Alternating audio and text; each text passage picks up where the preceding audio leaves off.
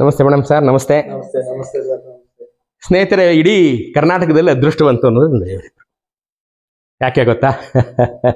1897ರಲ್ಲಿ ಮಹಾರಾಜ ದೇವಾಂಶ ಸಂಭೂತ ರಾಜಶ್ರೀ ನಾಲ್ವಡಿ ಕೃಷ್ಣರಾಜ ಒಡೆಯರ ಸಹೋದರಿಯ ಮದುವೆನಲ್ಲಿ ಕರ್ತನಿಗೆ ಬೆಂಕಿ ಬಿದ್ದು ಇಡೀ ಅರಮನೆ ಸುಟ್ಟು ಹೋಯಿತು. 11 ದಿನಗಳ ಕಾಲ ಹತ್ತಿ ಉರಿತು.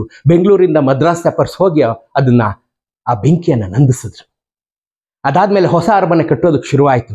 1912ರಲ್ಲಿ ಈಗ ನೀವು ನೋಡ್ತಾ ಇರತಕ್ಕಂಥ ಜಗದ್ವಿಖ್ಯಾತಿಯಾದಂಥ ಇಂದ್ರನ ನಗರಿಯಂತೆ ಕಂಗೊಳಿಸ್ತಾ ಇರತಕ್ಕಂಥ ಮೈಸೂರು ಅರಮನೆಯನ್ನು ನೀವು ನೋಡ್ತಾ ಇದ್ದೀರಲ್ಲ, 1912ರಲ್ಲಿ ಮುಗೀತು. ಮಹಾರಾಜ ನಾಲ್ವಡಿ ಕೃಷ್ಣರಾಜ ಒಡೆಯರ್ ಅದರ ಗೃಹ ಪ್ರವೇಶ ಮಾಡಿದ್ರು, ಅರಮನೆ ಗೃಹ ಪ್ರವೇಶ ಮಾಡಿದ್ರು, ಎಲ್ಲರನ್ನು ಕರೆದ್ರು. ಇವರ ಮುತ್ತಾತನ ತಾತರಾದಂಥ ತುಂಗ ಅದಪ್ಪ ಶೆಟ್ಟರು ಅಂತ ಹೇಳಿ ಅಶೋಕ ರೋಡಲ್ಲಿ ಅಂಗಡಿ ಇಟ್ಕೊಂಡಿದ್ರು. ಈಗಲೂ ಅವ್ರ ಹೆಸರಲ್ಲಿ ಅಲ್ಲೊಂದು ಧರ್ಮಛತ್ರ ಇದೆ ನೋಡಿ, ಈ ಫೋಟೋ. ತುಂಗ ಅದಪ್ಪ ಶೆಟ್ಟರು ಅರಮನೆಯಲ್ಲಿ ಚೀಫ್ ಶರಾಫ್ ಆಗಿದ್ರು. ಕರೆಕ್ಟ್ ಅಲ್ವಾ ಸರ್? ಹೆಡ್ ಶರಾಫ್ ಮೀನ್ಸ್ ಎರಡು ಒಂದೇನೆ. ಶರಾಫ್ ಆಗಿದ್ರು. ಅವರು ಪ್ರಮುಖ ಆಹ್ವಾನಿತರಲ್ಲೊಬ್ಬರಾಗಿದ್ರು. ಮಹಾರಾಜರ ಗೃಹ ಪ್ರವೇಶ ಎಲ್ಲ ಮುಗಿದ ಮೇಲೆ ರಿಟರ್ನ್ ಗಿಫ್ಟ್ ಕೊಡ್ತಾರಲ್ಲ, ಇವತ್ತಿಂದಲ್ಲ, ಶತಮಾನಗಳಿಂದ ಬಂದಿದ್ದು ಕೊಟ್ಟರು ಎಲ್ಲರಿಗೂ. ತುಂಗ ಅದಪ್ಪ ಶೆಟ್ಟರಿಗೆ ಬಂದಂಥದ್ದು ಬಂಗಾರದ ಸೀರೆ. ನಿಮ್ಮ ಜೀವಮಾನದಲ್ಲಂತ ಸೀರೆ ನೋಡಿರುತ್ತೆ ನೋಡಿ. ಈಗ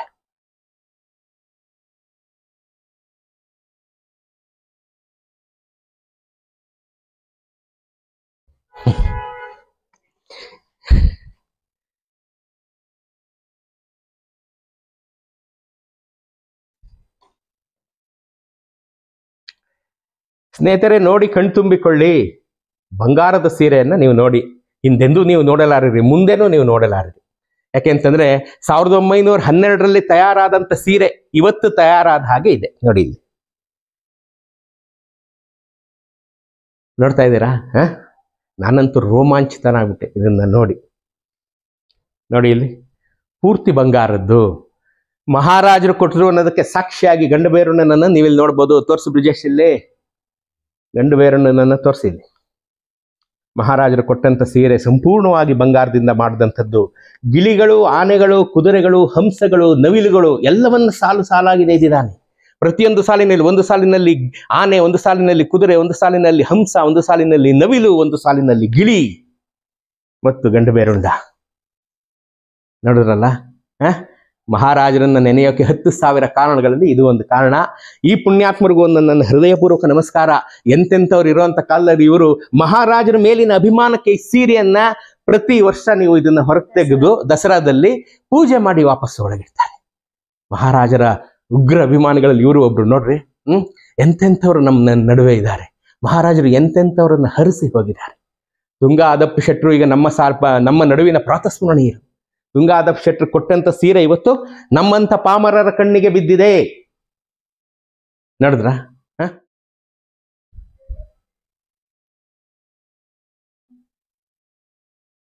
ಮೇಡಮ್ ಹೇಳಿ, ಸೀರೆ ಬಗ್ಗೆ ಹೇಳಿ. ನಮಸ್ಕಾರ, ನನ್ನ ಹೆಸರು ಸೌಮ್ಯ ಕಮಲ್ ಅಂತ. ಈ ಸೀರೆ ಬಗ್ಗೆ ಹೇಳೋದಕ್ಕೆ ಪದಗಳೇ ಇಲ್ಲ. ಬಿಕಾಸ್ ಇದು ಒಂದು ಟ್ರೆಷರ್. ಇನ್ನೊಂದು ಸ್ಪೆಷಾಲಿಟಿ ಏನಂದ್ರೆ, ಇದರಲ್ಲಿ ಸಂಪೂರ್ಣ ಅಂಬಾ ಮಹಲ್ವ ಚಿತ್ರಣೆ ಮಾಡಿರುವ ಕಂಪ್ಲೀಟ್ ಹಿಸ್ಟ್ರಿ ನಮ್ಮ ಮೈಸೂರು ಪ್ಯಾಲೇಸ್ ಈ ಸ್ಯಾರಿ ಮಾತಾಡುತ್ತೆ. ಇನ್ನೊಂದು ಇದನ್ನ ಒಂದು ಪ್ರೂಫ್ ಅಂತಾನೆ ಕರೀತಾರೆ. This is a proof. ಏಕೈಕ ಒಂದು ಪೀಸ್ ಇಡೀ ವರ್ಲ್ಡ್ ಅಲ್ಲಿ ಇದೆ ಅಂದ್ರೆ ಇದು ಒಂದೇ ಸ್ಯಾರಿ. ಅದು ನಮಗೆ ತುಂಬಾ ಪ್ರೌಡ್ ಮೂಮೆಂಟ್. ಪ್ರತಿ ಒಂದು ದಸರಾದಲ್ಲೂ ನಾವು ಈ ಸೀರೆ ಭದ್ರವಾಗಿ ದೇವ್ರ ಮುಂದೆ ಇಟ್ಟು ಪೂಜೆ ಮಾಡಿ ಮತ್ತೆ ಎತ್ತಿಟ್ಬಿಡ್ತೀವಿ. ಹಾಗೆ ಈ ಸೀರೆ ಹೇಗ್ ಬಂತು ಅಂದ್ರೆ, ನಮ್ಮ ಯಜಮಾನ್ರವರ ಮುತ್ತಾತ ಆಗಿರುವ ಆದಪ್ಪ ಶೆಟ್ರು ಅವರಿಂದಾನೇ ಸೀರೆ ಬಂದಿರೋದು.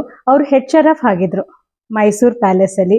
ಸೊ ಅವಾಗ ರಾಜರು ಮತ್ತೆ ಹೆಡ್ ಶರಫ್ ಆದ ಅವರ ತಾತ ತುಂಬಾ ಒಡನಾಟದಲ್ಲಿದ್ರು. ಒಂದು ವಾಕಿಂಗ್ ಫ್ರೆಂಡ್ಸ್ ಅಂತಾನೆ ಅವ್ರನ್ನ ಕರೀತಾ ಇದ್ರು ಅವಾಗ್ಲೂ ಕೂಡ.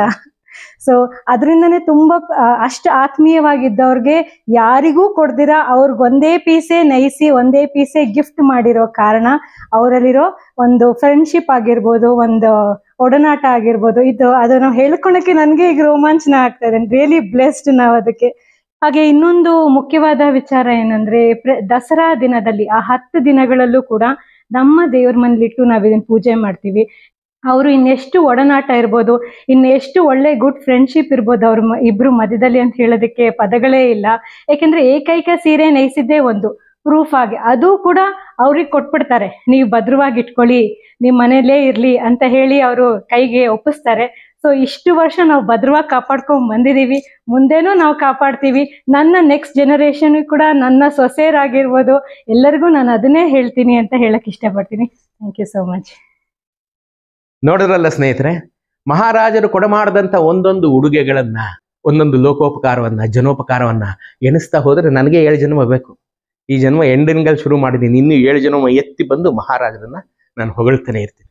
10,000 ಕಾರಣ ಅಲ್ಲ, 1,00,000 ಕಾರಣ. ಈ ಪುಣ್ಯಾತ್ಮ ದಂಪತಿಗಳೇ ನಿಮ್ಮ ಕಡೆಯಿಂದ ಒಂದು ಹಾರೈಕೆ ಇರಲಿ, ಇಂಥವರು ನಮ್ಮ ನಡುವೆ ಇದ್ದಾರೆ ಅನ್ನೋದೇ ನಮಗೊಂದು ಆಶ್ಚರ್ಯಕರ ವಿಚಾರ. ಇವತ್ತು ಈ ಪ್ರಪಂಚ ಎಲ್ಲ ದುಡ್ಡಿನ ಮೇಲೆ ನಿಂತಿರುವಂಥ ಕಾಲದಲ್ಲಿ ಮಹಾರಾಜರ ಮೇಲಿನ ಗೌರವಕ್ಕೆ ಬೆಲೆ ಕಟ್ಟಲಾಗದಂಥ ಮಾಣಿಕ್ಯವನ್ನು ತಾವು ಅತ್ಯಂತ ಗೌರವಾದರಗಳಿಂದ ಪೂಜೆ ಮಾಡ್ತಾ ಇದ್ದಾರಲ್ಲ, ಇವರಿಗೆ ನನ್ನ ಹೃದಯಪೂರ್ವಕ ನಮಸ್ಕಾರ. ತಾಯಿ ಚಾಮುಂಡೇಶ್ವರಿ ಇವರನ್ನು ಹರಿಸ್ಲಿ. ನಿಮ್ಮೆಲ್ಲ ಹರಕೆ ಆರೈಕೆಗಳು ಈ ದಂಪತಿ ಮೇಲಿರಲಿ ಅಲ್ವೇ.